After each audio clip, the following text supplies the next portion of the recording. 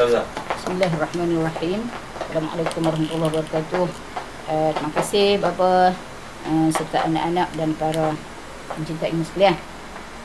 Sebenarnya tuan-puan, kita dah banyak dah dapat daripada Tuan Syekh Yang Arif Tuan Syekh Kamar Ruslan, melalui pembentangan dua kali, walaupun dua kali kita mendapat rezeki belajar daripada Tuan Syekh, tapi lebih kurang kita kata rangkuman daripada semua perkara yang kita telah belajar, rangkuman daripada semua perkara yang berkaitan di dalam ilmu faraid.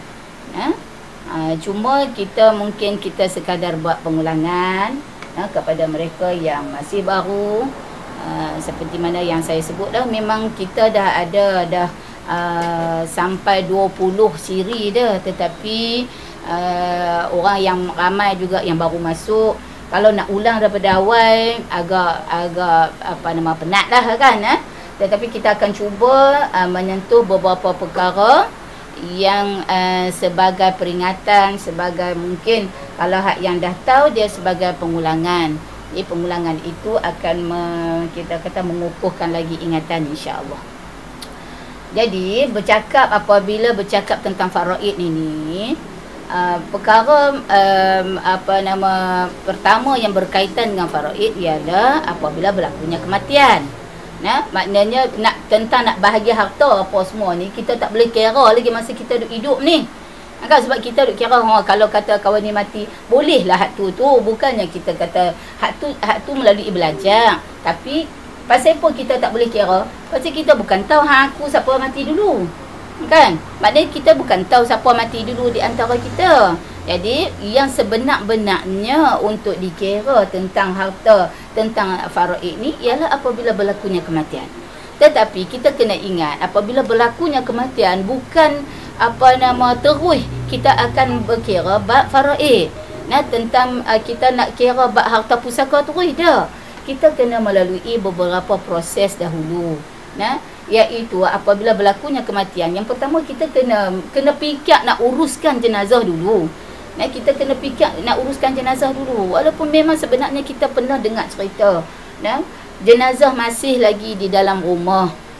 Anak-anak ni dah ada dah yang duk tanya dah hang tu, yang duk berebut dah tentang harta pusaka ayah depa. Sebab ayah ni kebetulannya adalah orang yang ada harta banyak lah. Bila ada harta banyak, tidak meninggalkan anak-anak yang saleh ini. Jadi anak-anak dia kira bab harta dia. Dia tak peduli dah nak kira, nak urus tentang ayah depa yang masih lagi jenazah tu duk ada di rumah lagi. Jadi depa biar bagi kat orang lain yang duk urus jenazah ayah depa ni. Maknanya yang nak tolong kira mandi ke apa ke, semua serah kat orang. Pasal apa? Sebab ada duit. Betul, memang kita kata kita boleh, tetapi yang terlebih baiknya ialah yang nak menguruskan jenazah seseorang itu apabila berlakunya kematian adalah anak-anak dia. Maknanya yang nak menguruskan mandinya, kafannya, menguruskan jenazah lah. Sebab perkara yang berkaitan dengan jenazah ini ialah apa dia? Maknanya kita kena mandi, kemudian kafan, kemudian solat, kemudian ke bumi. Kan ni adalah 4 kewajipan tajhizul mayyit. Dalam perkara menyediakan, kita kata pengurusan satu-satu jenazah, dia melibatkan 4 perkara ni yang wajib diuruskan. Iaitu mula-mula kita kena mandi, kemudian kafan, kemudian solat, kemudian ke bumi. Jadi keempat perkara ni yang wajib diuruskan, yang wajib kita yang hidup ni menguruskan si mati ni, dia ada aula dia atau yang afdalnya ialah anak-anak sendiri. Kalau seorang tu dah ada anak lah, kita kata dah berkeluarga, yang ada anak, yang dah ada anak pinak ni, maka didahulukan anak-anaknya. Kemudian kalau ada ayahnya. Jadi kita tengoklah kepada mayit itu sama ada lelaki atau perempuan. Jadi kalau yang mati itu adalah ayah, maka yang nak menguruskan mandi ialah anak-anak lelakinya. Kalau yang mati itu ibu, maka yang nak menguruskan anak itu adalah anak-anak perempuannya. Menguruskan mandi itu, mandi proses daripada awalnya lah apa semua kan. Sebab kita akan mandi dengan menyentuh aurat si mati. maka didahulukan orang-orang yang ketika hidup ni depa memang ada hubungan yang sangat kuat. Dan di antara saling suami isteri juga boleh menguruskan. Maknanya suami boleh menguruskan jenazah isteri dan isteri boleh menguruskan jenazah suaminya. Jadi kemudiannya segala kita kata pengurusan jenazah tu selesai, maknanya segala daripada mandinya, kafannya, solatnya, kebuninya, ni semua kalau kita kata ada anak-anak yang soleh, alhamdulillah, anak-anak inilah yang akan menguruskan. Yang akan menguruskan semua pengurusan jenazah ayah depa atau ibu depa. Mudah-mudahan anak-anak kita macam tu lah. Maknanya kalau kita mati, kita mengharapkan anak-anak yang kita tinggal, kalau kita mati dulu, kita ada anak-anak ni lah yang akan menguruskan. Jadi jangan duk kira lagi bab nak bahagia harta. Ni syarikat ni boleh kat siapa? Syarikat ni boleh kat siapa? Rumah ni boleh kat siapa? Tak boleh macam tu. Kesian dekat ayah kita. Ayah masih lagi duk ada jenazah ayah belum lagi disempurnakan. Dah anak-anak sudah berebut harta. Jadi apa sahaja yang berkaitan dengan pengurusan jenazah ini boleh diambil daripada harta si mati. Boleh diambil daripada harta si mati. Maknanya kalau kita kata harta si mati itu, kita boleh tolak daripada harta si mati itu untuk pengurusan jenazahnya. Daripada beli kain kafannya, dan kemudian upah untuk mandinya, upah untuk kafannya, upah untuk kita kata korek kubuknya, apa semua, itu semua boleh diambil daripada harta si mati. Kalaulah kita kata ada anak kata saya ini adalah khidmat terakhir saya kepada ibu saya nak bagi, saya tak mau kacau harta ibu, saya nak bagi kan, maknanya nak menguruskan jenazah ibu ni, saya nak keluar daripada duit saya, silakan. Yang tu yang kita kata lagi baiklah, sebab itu kita kata adalah antara khidmat terakhir dia dalam bidang keuangan, duit kupang ni untuk menguruskan kita kata detik-detik terakhir ibunya berada di atas muka bumi. Jadi kalau kita kata seorang tu lah ni, kita banyak dah buat khairat kematian kan, masjid, koperasi ada buat menabung untuk khairat kematian. Jadi kalau kita kata ada duit khairat kematian, guna duit itulah. Tapi kalau tak ada, maka boleh diambil daripada harta pusaka si mati. Jadi kalau kata ada waris yang nak tanggung, dia dikira sebagai hadiah kepada si mati. Maksudnya kita kata untuk hadiah dia lah kepada arwah ibu dia, hadiah dia kepada arwah ayah dia, contohnya. Jadi kalau kita kata seorang kalau kita kata yang meninggal tu isteri, maka kewajipan ke atas suami dia untuk menanggung pengurusan jenazahnya. Sama seperti mana isteri itu hidup, suamilah yang akan menanggung segala nafkah kepada isterinya, maka ketika mana isterinya mati juga, pengurusan jenazah itu kita kata kena ditanggung oleh suaminya. Tapi maksudnya gitu, kalau kita kata kalau dah ada isteri ni dah menabung dengan khairat kematian, okey, dipersilakan. Maksudnya kalau kata tak ada khairat kematian, maka siapa yang kena tanggung? Suaminya. Begitu maksudnya. Jadi kalau suami dia, kalau kita kata dia ni dah memang orang tua-tua dah, ada suami, kemudian ada anak-anak yang nak tolong tanggung, silakan. Jadi kesimpulan dia ialah kita kena menguruskan dulu jenazah tu. Selesai semua, maksudnya langkah yang pertama kena selesaikan dulu pengurusan jenazah. Maksudnya pengurusan jenazah ni, selesaikan dulu pengurusan jenazah. Jadi pengurusan jenazah ni apa dia? Iaitu daripada mandinya. Maksudnya daripada awal, kalau kita kata daripada beli kain kafan apa semua ni lah. Maksudnya beli daripada kain kafannya kan. Maknanya apa-apa keperluan, segala apa yang keperluan tu, kemudian mandinya, kemudian kita kata kalau kafannya, ni semua ni kalau kita upah mandi, kemudian upah untuk orang kafan, orang tu jugalah kan selalunya. Jadi sebab itulah kita kata kalaulah yang memandikan, yang mengkafankan adalah anak-anak si mati sendiri, alangkah bahagianya hidup. Maknanya semasa kita kata anak-anak masa si ibu ni hidup, dia dialah yang memberi khidmat, dialah yang apa nama duk jaga makan minum anak-anak dia lah, apa semua, mendidik anak-anak dia. Maka apabila ibu ni mati, alangkah indahnya kalau yang menguruskan ibu ini, menguruskan jenazah ibu ini adalah anak-anak dia sendiri, ya. Kapan kemudian kita solat, ini adalah kewajipan, ya, kewajipan seorang muslim, solat jenazah dan juga ke bumi. Adapun upah untuk solat, upah, bukan upah lah kan, orang duk bagi hadiah kan.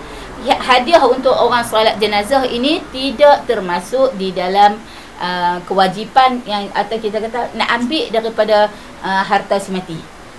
Dia tak termasuk dalam, kita kata apa nama, untuk solat jenazah.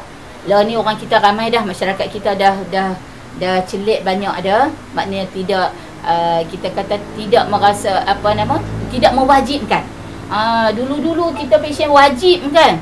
Wajib kalau nak semayang apa nama jenazah tu, buh dalam sampul apa semua untuk bagi kepada orang yang semayang jenazah.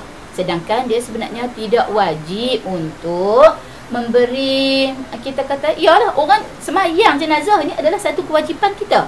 Kewajipan kita yang hidup ni kan. Maka tidak boleh, ya, kalau kita kata tak, kalau nak bagi, kalau kita kata sebagai hadiah tu tak apa, tetapi dia bukan, kita tak boleh nak set dalam kepala dia adalah satu kewajipan. Maknanya ni kalau apa nama duit untuk semayang ada tak gini, kan, duit untuk upah semayang. Jadi janganlah pula bila kita kata ada satu kata kami tak ada, kita tak bagi apa nama, tak ada lah, kita tak sediakan upah untuk semayang jenazah. Pakat duk kecam, apalah apa semua kan, hampa tak kesian kamu hampa ke apa semua. Dak, ya. Solat itu yang wajib. Memberi upah itu tidak wajib. Ya, memberi upah dia tak boleh diambil daripada harta pusaka si mati. Memberi upah untuk solat jenazah. Hadiah kepada orang lah kan. Ya. Kemudian tapi yang boleh ni upah ke bumi.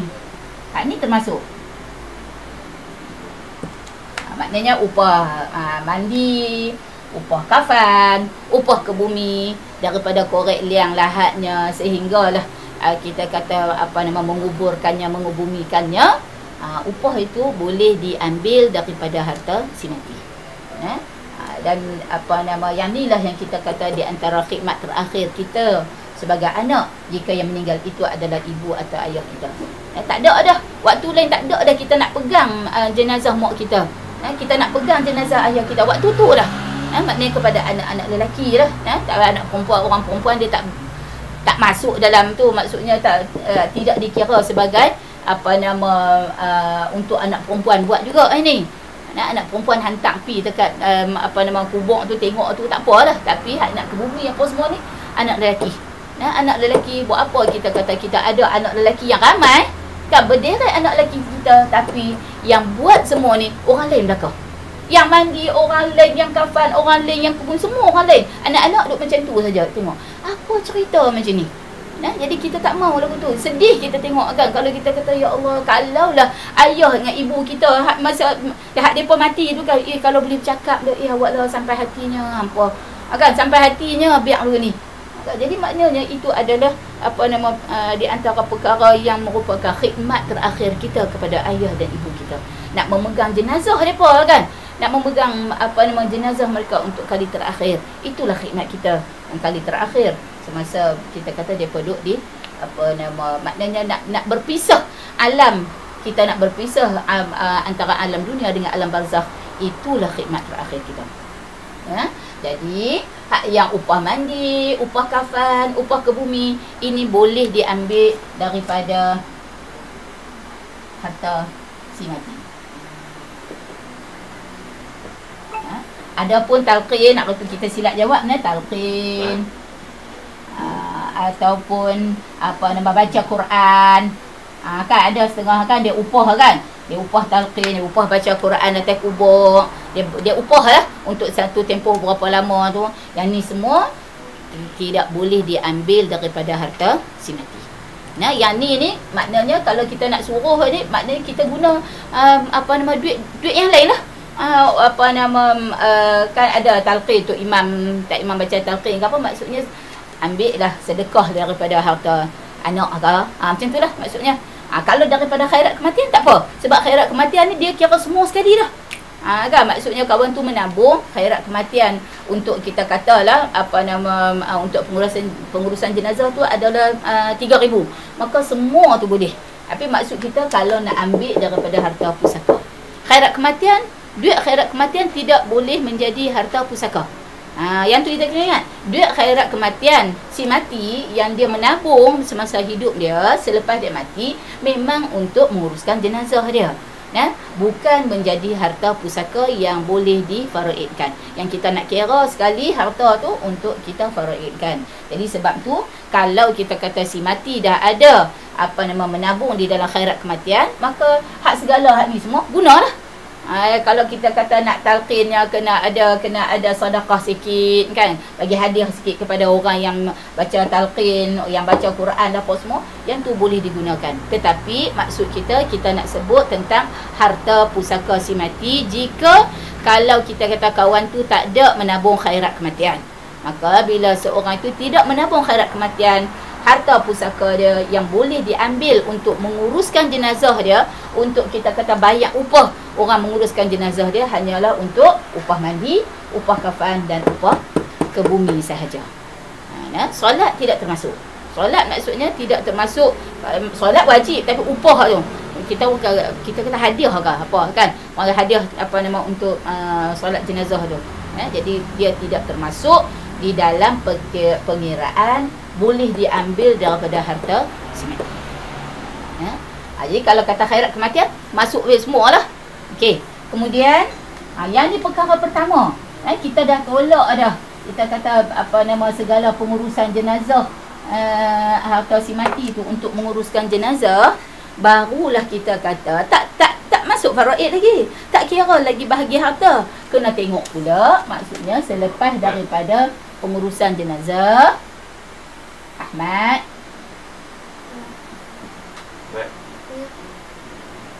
akan masuk pula kepada tengok kepada hutang-hutang dia. Selesaikan hutang si mati. Selesaikan hutang si mati. Jadi hutang si mati ni sama ada bersifat hutang dia dengan Allah. Maksud dia apa hutang dengan Allah ni? Itu kita dah cerita dah naknya. Tapi kepada siapa yang terlepas, hutang dengan Allah ni apa dia? Termasuk fidyah puasa. Kena tolak kos. Maksudnya harta yang selepas daripada selesai dah pengurusan jenazah, mak kita hantar dah masuk ke dalam liang lahat tu, selesai dah apa semua, barulah kita akan bincang perkara-perkara yang selepas itu, iaitu kena tengok kepada hutang si mati. Mak kita ada tak hutang? Mak kita ada hutang, ada kita kata dia duk pergi ambil barang dekat kedai kedai Haji Din di kampung tu, dia duk masuk buku contohnya, maka kena pergi selesai dulu hak tu. Kena selesai. Sebab tu kita kata bagi anak atau siapa waris lah kepada si mati, mereka akan kata kan, maksudnya sebelum keranda diusung ke liang lahat tu, maka waris akan menyebut untuk kalau jika sekiranya ada hutang, kalau nak halal-halalkan, kalau tak mau halal tuntutlah. Kan maknanya kalau kita kata Allah takat 10-20 ke, kalau takat sikit-sikit tu halal lah. Tapi kalau kata dia tak mau halal, kan maknanya orang yang mak kita mati, mak kita ada berhutang dengan seseorang, walaupun RM10, walaupun RM20, kita kata Allah RM10 pun mak nak kira mak kan mak nak ni kawan baik mak, tak kira. Kita kata kalau dia menuntut, maka kita perlu jelaskan. Kita perlu jelaskan. Maknanya duit hutang ni boleh diambil daripada harta pusaka.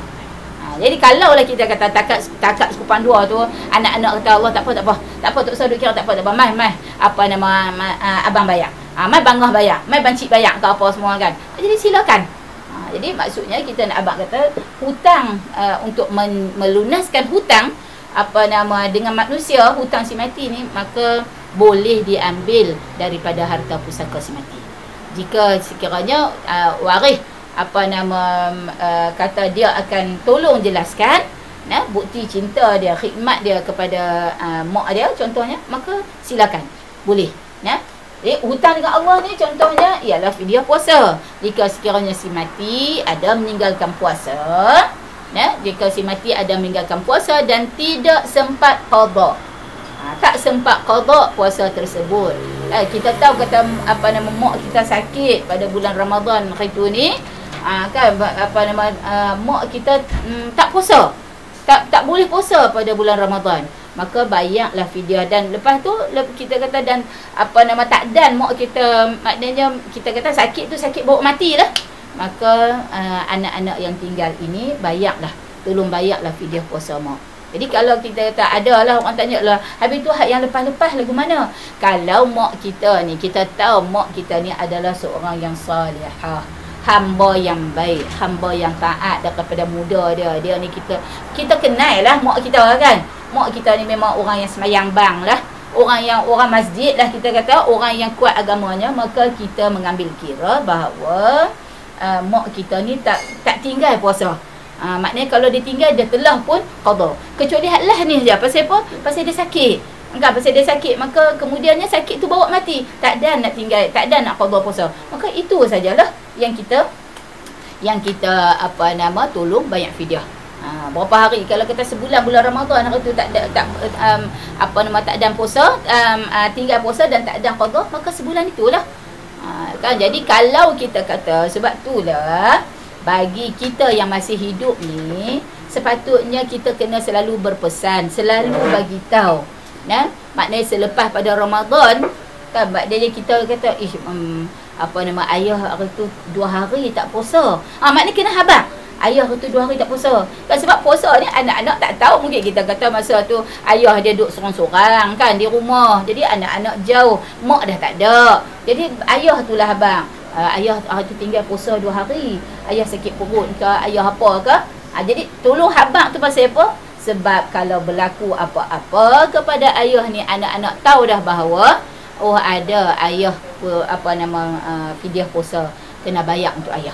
Macam tu. Jadi kita kena selalu bagi tahu hutang-hutang kita kepada pasangan kita, kepada orang-orang yang dekat dengan kita, supaya ada pengetahuan kepada orang yang hidup ini untuk uruskan segala hutang, segala apa yang berkaitan selepas daripada kita mati.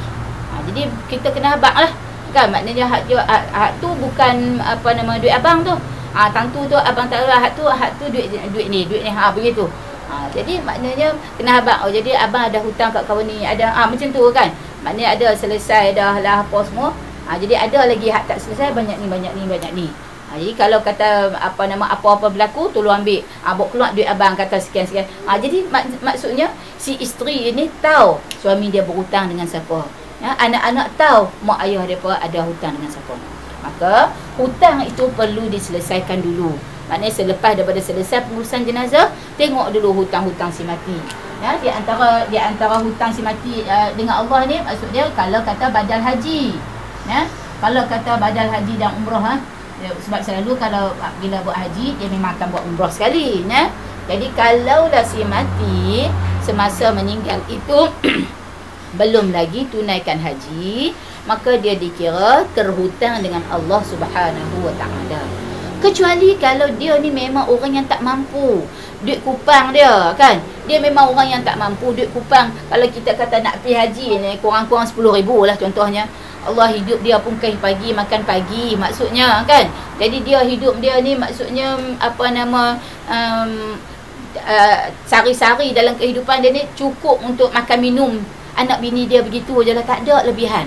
Maka orang begini tidak dinamakan orang yang mampu untuk menunaikan haji. Bila dia tak mampu, maka tidaklah perlu waris dia untuk fikir buat badal haji dekat dia. Tetapi jika yang meninggal itu orang yang berkemampuan, maknanya sihat tubuh badannya, cukup duit kupangnya, tapi tak pi lagi. Tak pi lagi tu mungkin kerana tak sampai giliran kan. Sebab kita bukan boleh pi ikut suka kita, macam kita nak pi melancong tempat lain. Kita ada duit dulu-dulu kala lah kan. Dulu-dulu kala kita kata bila ada duit nak pi mana? Oh cuti ni jom kita pi Balkan. Oh pi lah. Pilah hubungi travel ni tu lah. Oh, cuti ni jom kita pergi Vietnam. Boleh pergi macam tu saja. Ada duit semua boleh jadi, semua boleh pergi, semua boleh sampai. Tapi kalau kata bab haji, dia kena ikut turn. Jadi kalau kita kata kita dah daftar tabung haji, kita dah memang ada keupayaan, kita ada istita'ah untuk pergi, tapi kita tersekat kerana kita terpaksa ikut kota giliran, maka apabila mati hendaklah ditunaikan badal haji. Waris yang ada tu kena tunaikan badal haji. Jadi badal haji ni contohnya kita kata mungkin 3,000 lah, kita bos senang 3,000. Dia kena tolak siap-siap. Kena tolak daripada harta ayah yang meninggal ni. Kita spare siap-siap 3,000 ni untuk badal haji, untuk upah badal haji. Pasal dia adalah kewajipan yang mana ayah kita seorang yang mampu untuk tunaikan haji semasa hidup dia, tapi dia tak pergi.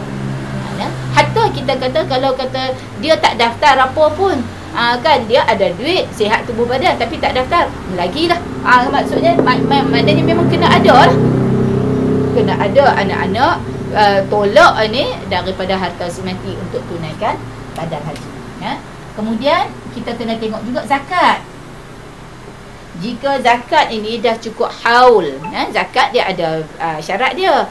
Maksudnya bila dah cukup haul, cukup nisab, ada nisab dia, ada cukup haul ni maksudnya setahun. Ayah kita tak dan buat keluar zakat lagi. Ayah kita mungkin ada bendang, ada bendang tapi tak dan lagi. Kita kata hasil tu tak dan buat keluar lagi.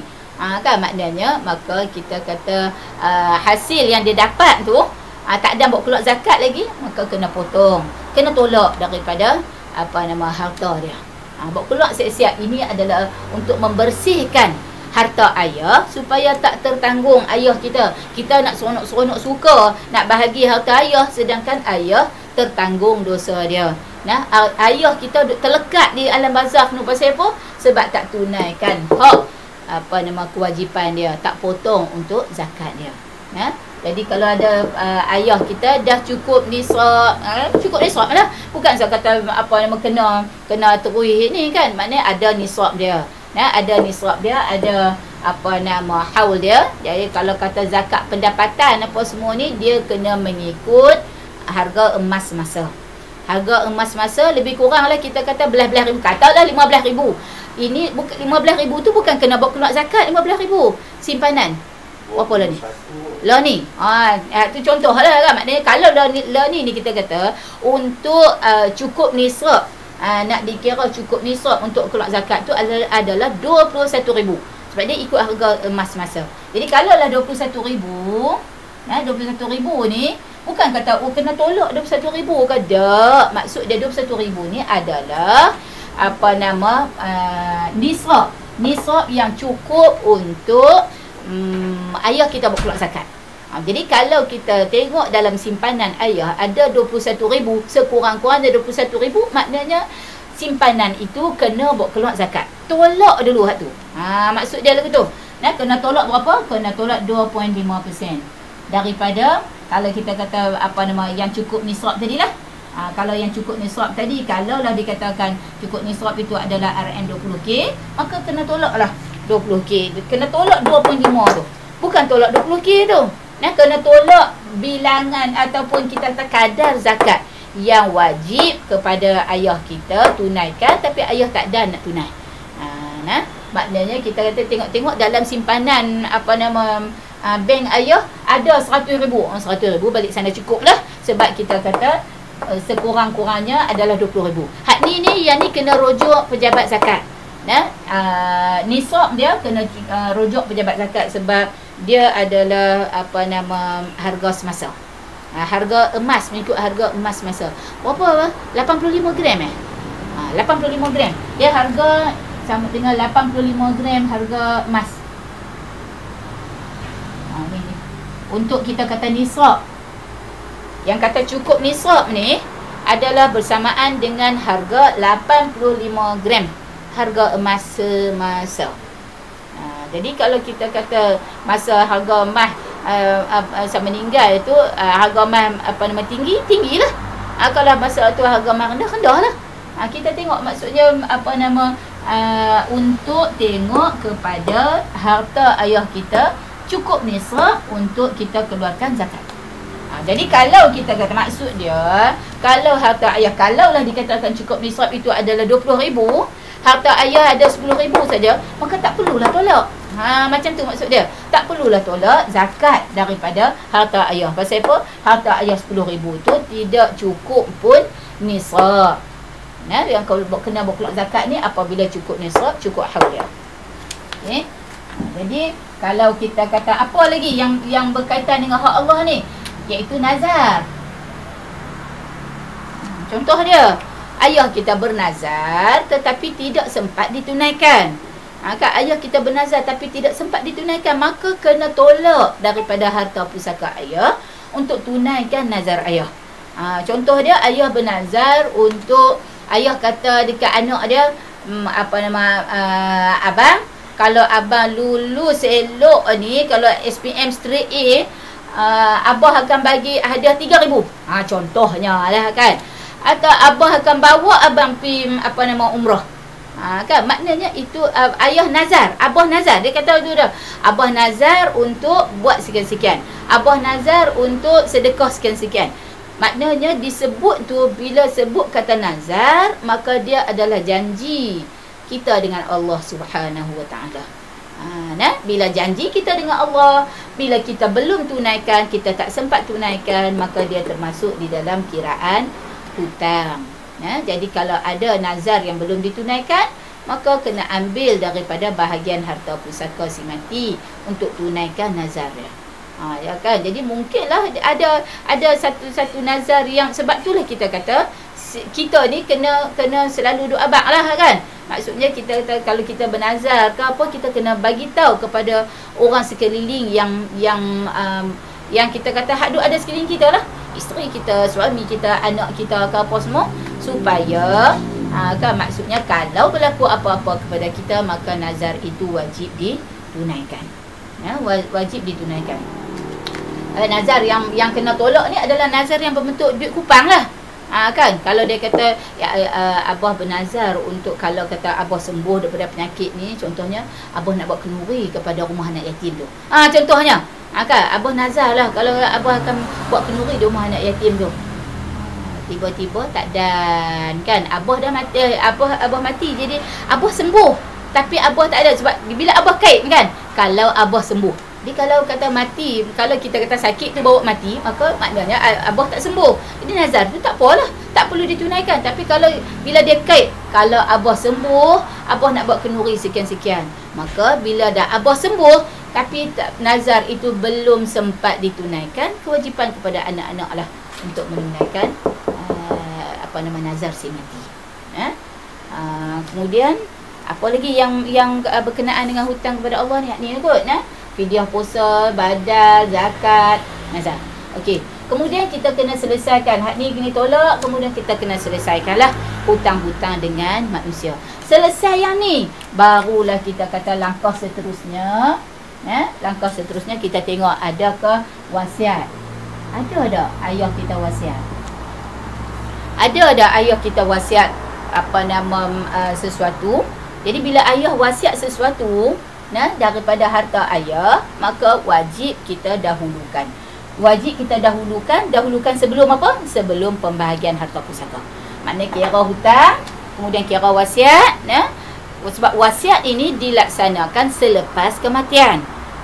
Ayah kita kata kalau nanti kalau ayah mati, macam ni banyak ni sekian-sekian, bagi kepada satu pertubuhan sekian-sekian lah. Kan rumah anak yatim ke, rumah orang tua-tua ke, ma'at tahfiz ke, madrasah mana ke, sekolah mana, surau ke, apa semua tu, semua itu adalah wasiat yang kena dilaksanakan, wajib dilaksanakan selepas daripada kematian si mati.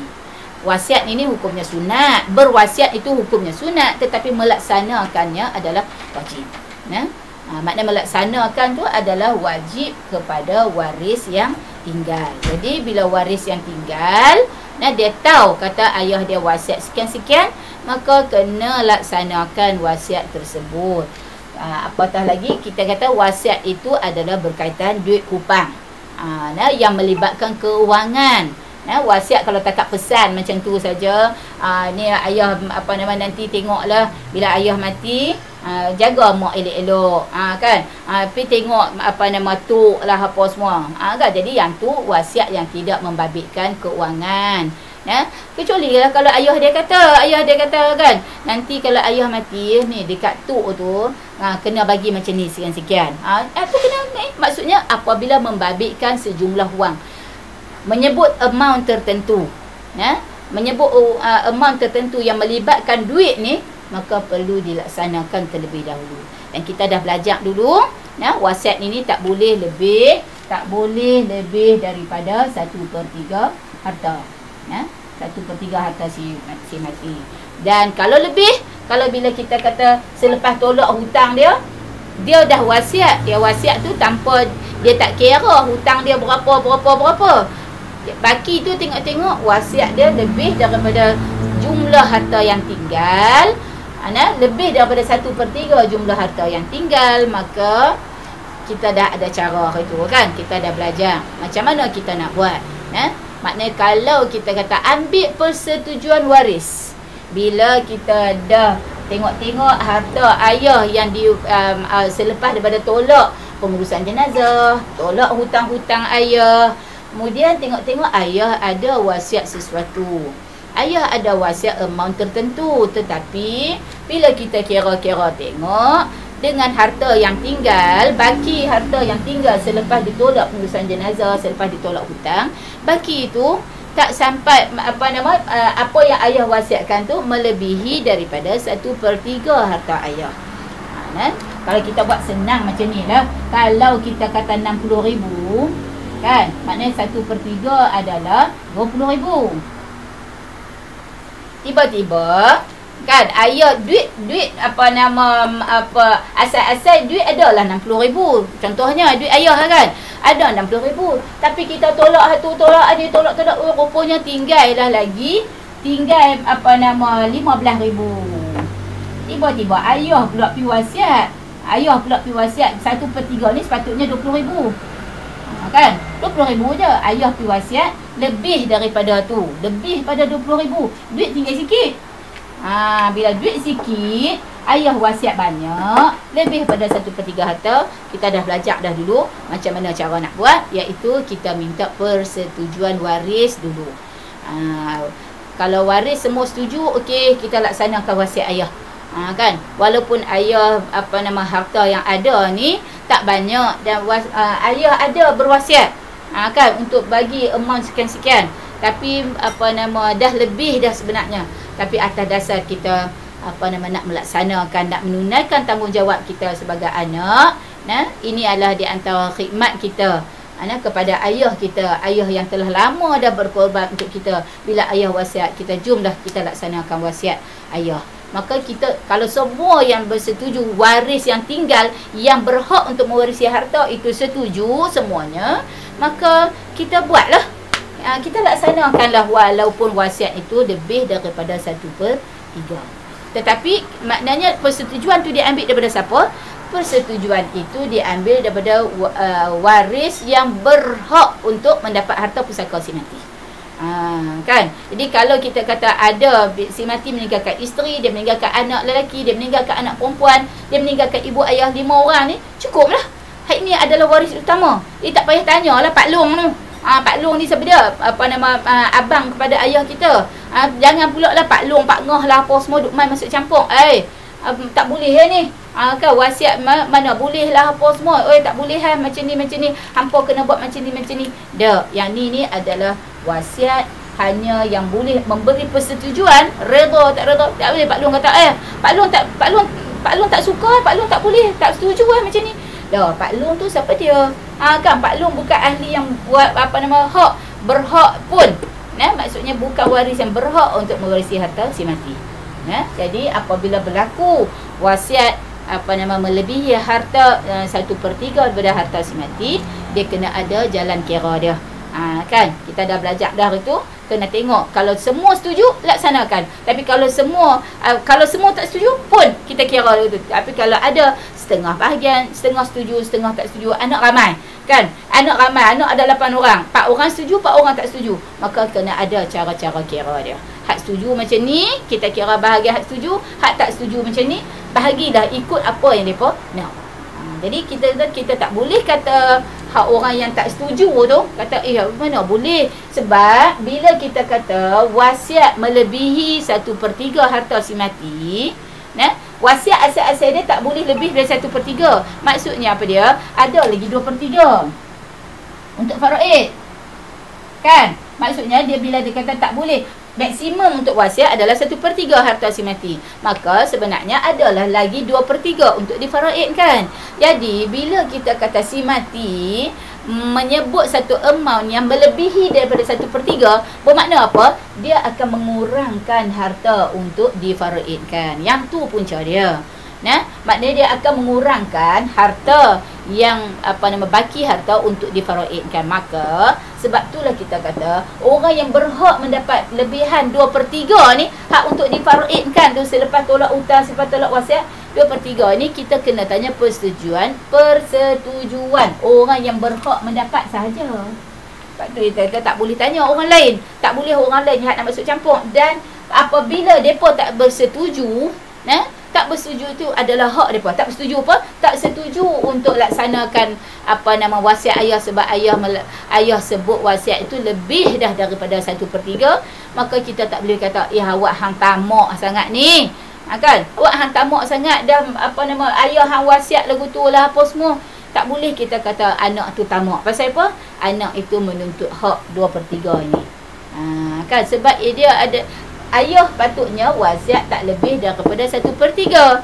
Tapi ayah mungkinlah dia wasiat, dia sebut tu dia lupa kata hutang dia banyak. Contohnya kan, dia sebut amount sekian-sekian, rupanya selepas daripada tolak hutang, tolak segala hutang ni, harta tu tak banyak yang diwasiatkan itu melebihi daripada 1/3 harta. Jadi kita tak boleh kecam lah anak-anak kan yang tak mau laksanakan wasiat ini kerana lebih daripada 1/3. Kita kata hangpa ni tamak sungguh, tak kesian dekat mak ayah ke apa semua dah. Itu adalah untuk kita kata yang sebenarnya kerana apa kemungkinan anak-anak tak setuju, kerana ia akan mengurangkan hak nasib mereka di dalam baki harta yang tinggal. Kan, sebab kalaulah ayah mewasiatkan sampai kita kata jadi 2/3 harta, setengah, 1/2 lebih banyak daripada 1/3 kan. Jadi setengah harta ni 1/3. Jadi kalaulah ayah wasiat tu banyak begitu, maka apa baki yang tinggal untuk anak-anak tu kan? Sikit anak-anak tinggal, yang tinggal untuk anak-anak. Maka jika anak-anak tak setuju, maka kita kena buat perkiraan yang kita dah pun belajar hari tu. Macam mana cara nak kira kalau wasiat lebih daripada 1/3 harta ni? Bagi kepada orang yang tak setuju, bagi hak kepada orang yang setuju. Bagi mengikut persetujuan dan mengikut tidak setujunya masing-masing tu. Hak yang mereka tuntut. Ada yang melepaskan, ada yang tak mau lepas. Dia nak sebaya hak faraid ni kekal 2/3, kena buat itu lah. Okey. Kemudian barulah selesai kira bab wasiat, barulah kita nak tengok harta yang tinggal untuk difaraidkan. Selesai hak ni semua, barulah kita tengok, barulah mai pembahagian harta pusaka. Jadi pembahagian harta pusaka ni kita kena tengok juga, kena tolak siap-siap dah jika ada harta yang telah dihebahkan. Kan, maksudnya mak kita ada rumah sewa 2-3. Lepas tu dia dah hebah dah. Hak ni boleh kat kawan ni, hak ni boleh kat kawan ni. Maka harta yang telah dihebahkan, hebah ni apa? Pemberian kasih sayang semasa hidup. Pemberian semasa hidup atas dasar kasih sayang. Semata-mata pasal dia sayang dekat anak dia, maka dia bagi. Dia hebahkan, dia hadiahkan kepada anak dia. Jadi bila kita kata berlaku hebah begitu, pemilikan itu adalah sempurna milik anak. Kecuali kalau mak tu buat hebah bersyarat. Boleh buat hebah bersyarat. Macam mana hebah bersyarat? Mak bagi rumah tu dekat kamu, tapi kalau mak mati dulu, rumah tu jadilah kamu punya. Tapi kalau kamu mati dulu, mak harta tu kira rumah tu dapat kat mak balik. Boleh ke tak lagu tu? Boleh. Jadi anak jangan duk kata, mak apa nak buat ni, apa nama lagi buruk siku ke apa semua. Tak. Itu adalah hak dia. Pemilikan itu adalah pemilikan mak. Yang sebelum tu memang harta mak. Jadi ikut suka mak lah. Dia nak bagi, dia nak letak syarat apa lagu mana. Jadi apa nama kita kena tolak. Bila untuk pembagian harta pusaka ni, kita kena tolak harta yang telah dihibahkan. Kemudian apa lagi? Harta yang telah diwakafkan. Kita kena tolak juga. Maknanya sebab apa? Harta yang telah diwakafkan tidak boleh, tidak maknanya kita kata terhenti pemilikan harta si yang mewakafkan. Maknanya kita ada rumah, sebuah rumah kita wakafkan menjadi pusat qiraati contohnya. Kita wakafkan untuk menjadi, kita kata tanah kita tu kita wakafkan untuk membina apa nama ma'had tahfiz contohnya.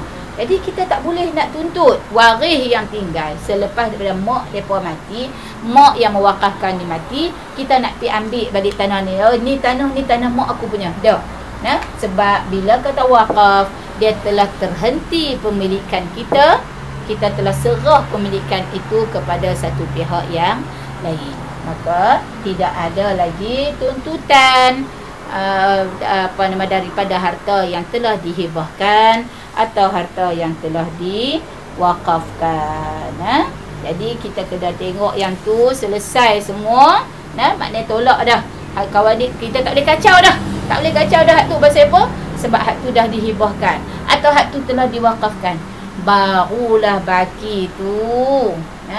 Barulah kita tengok banyak mana yang tinggal untuk dipusakakan, untuk dibahagikan kepada ahli-ahli waris yang ada. Dan kita kena tengok pula harta tu bukan semua yang kita kata yang setelah bagi dah, tolak hutang, tolak wasiat, tolak dah, kita tak kacau dah ni bab hebah wakaf ni semua. Jadi tengok-tengok harta ayah ada sekian-sekian. Jadi bukan semua juga yang boleh dikira sebagai kita nak rangkum semua di dalam harta pusaka ayah. Contohnya yang tak boleh ni apa dia? Kalau ayah ada masuk insurans konvensional contohnya kan.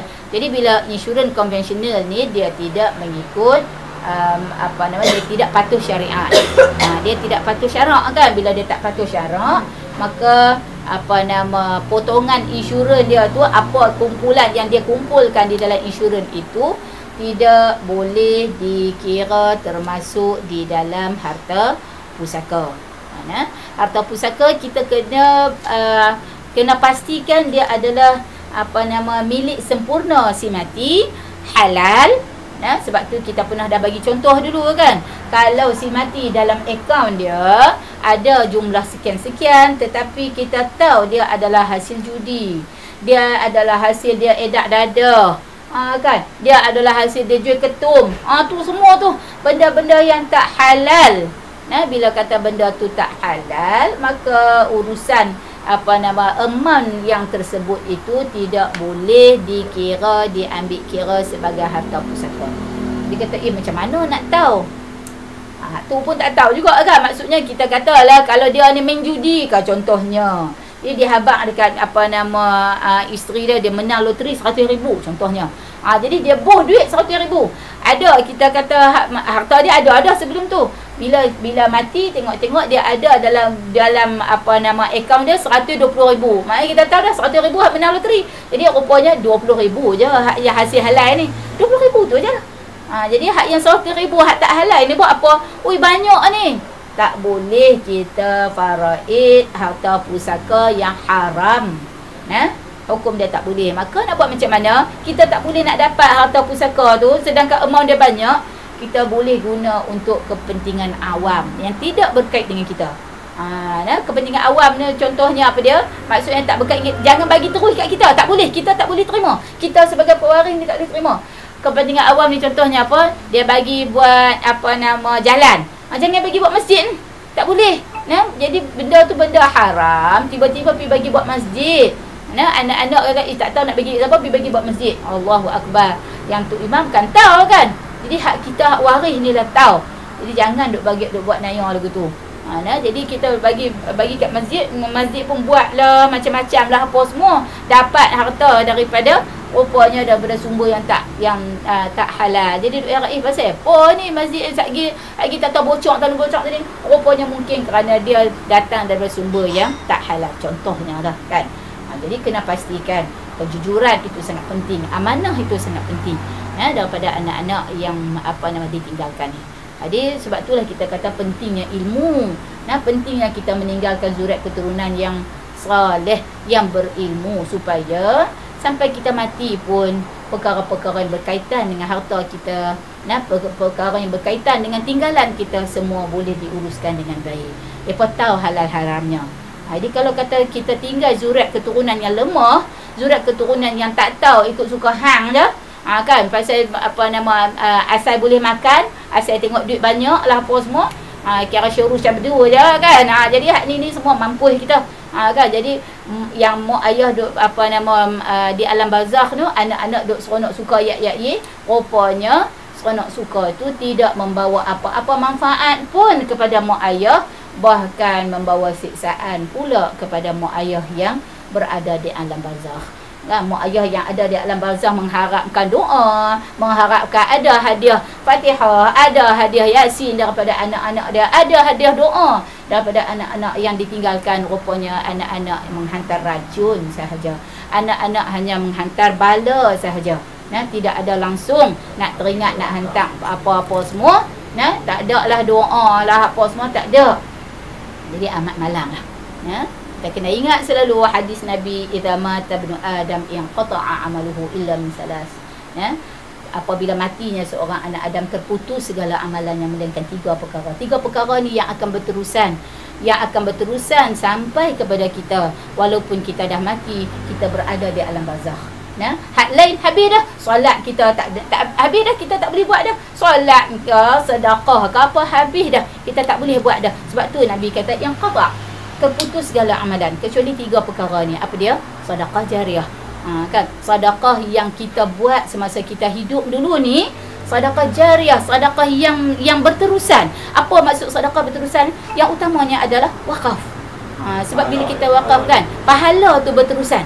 Pahala tu berterusan apabila kita wakaf, selagi mana orang nak guna tapak hak kita wakaf tu kan, selagi mana duit yang kita sedekah itu, kita sumbangkan dah apa semua tu, benda tu selagi mana duk berjalan, masjid tu kita wakaf tanah kita untuk buat masjid, walaupun benda tu sikit. Jangan kita kata kita sekaki pun 50 lah kan, hak nu banyak.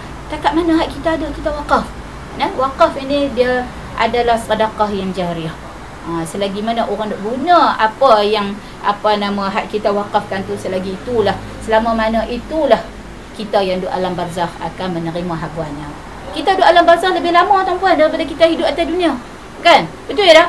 Kita hak mati hak lama dulu ni, duk alam barzakh berapa lama? Dia mati umur 60. Dia mati umur 60. Berapa puluh tahun dah dia mati? Lama lagi. Maksudnya dia duduk di alam barzakh, kita akan duduk di alam barzakh lebih lama.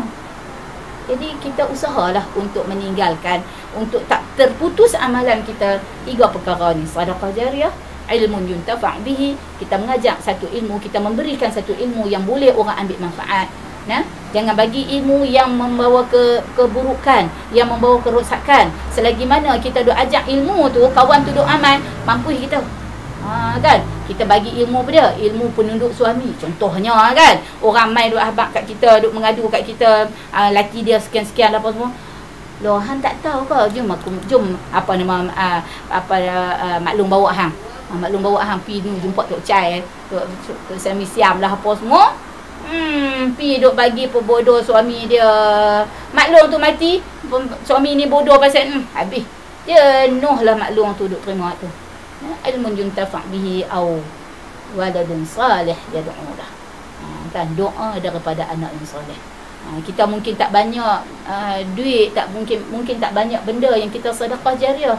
Mungkin kita tak ada ilmu banyak mana pun untuk orang ambil manfaat. Tapi kita ada anak-anak yang kita mesti pastikan anak-anak itu kita tinggalkan, mereka adalah zuriat keturunan yang soleh, yang insya-Allah tidak terputus tidak putus-putus untuk doa kepada kita. Kita duduk alam barzakh lama dah, kita dah dapat saja kubur kita sentiasa terang kerana dibacakan doa selalu. Anak-anak kita duk baca doa selalu kat kita. Pasal takat tu dulu sebagai pengulangan saja sebenarnya, pengulangan pengukuhan kepada apa yang telah kita belajar, apa yang telah kita kongsikan selama ini, apa yang kesimpulan yang dapat kita ambil daripada pembentangan yang Arif dan Syekh Kamal Rusdan. Lebih kurang begitu Tuan Syekh Tok Guru kita. Jadi beliau telah banyak memberikan input yang berguna kepada kita. Mudah-mudahan ilmu yang beliau sampaikan itu ilmu muntafa' bihi, insya-Allah sama-sama kita amalkan. Mudah-mudahan semua kita akan menjadi hamba yang taat, hamba yang soleh, yang tidak terputus amalan, yang kita akan mendapat terus-terusan tiga perkara selepas pada kematian kita, insya-Allah, yang baik daripada Allah, yang salah silap daripada kelemahan dan Imam sendiri. Kita tutup dengan tasbih kafarah dan suratul Asr. Subhanakallahumma wa bihamdika asyhadu an la ilaha illa anta astaghfiruka wa atubu ilaik.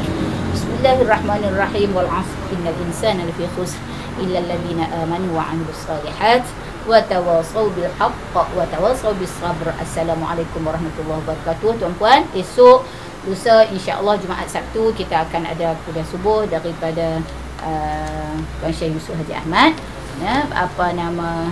Minta maaf mengambil masa yang agak lama daripada tuan-puan. Kita jumpa lagi insya-Allah. Assalamualaikum warahmatullahi wabarakatuh. Video. Waalaikumsalam.